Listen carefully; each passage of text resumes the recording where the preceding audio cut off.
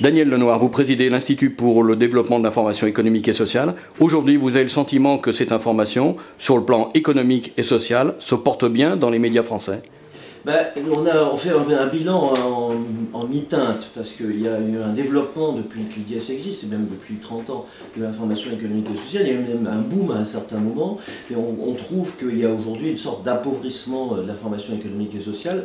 Les journaux consacrent moins de moyens au traitement de l'information économique et sociale, et puis d'une certaine façon, les sources se sont un peu standardisées, notamment les dépêches de presse. On a plus une information sous forme de commentaires que sous forme d'aller chercher des sources elles-mêmes de l'information. Est-ce que vous pensez qu'aujourd'hui, les collègues journalistes donnent des éléments au public, aux citoyens, pour comprendre justement ce qui se passe en matière économique, par exemple la crise, les déficits des budgets publics? Il y a des informations. Là, il y a eu une amélioration depuis 30 ans de l'information économique et sociale. En plus, elle est devenue omniprésente, mais je crains un peu une sorte de standardisation en fait des analyses. Et puis, il n'y a pas toujours le regard critique nécessaire sur les sources. L'enjeu de l'IDS, la création de l'IDS, c'était à la fois de voir comment était traitée l'information économique et sociale dans la presse, mais aussi dans l'enseignement, mais aussi au sein de l'entreprise. C'est un chantier extrêmement important de l'IDS au sein de l'entreprise.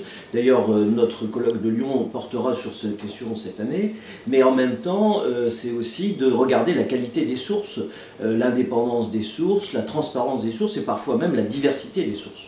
Dernière question, qu'est-ce qu'il faudrait, quel appel vous lancez aux collègues journalistes justement pour que l'on progresse en matière d'information économique et sociale dans nos médias français, écrits, radio, télévision, internet?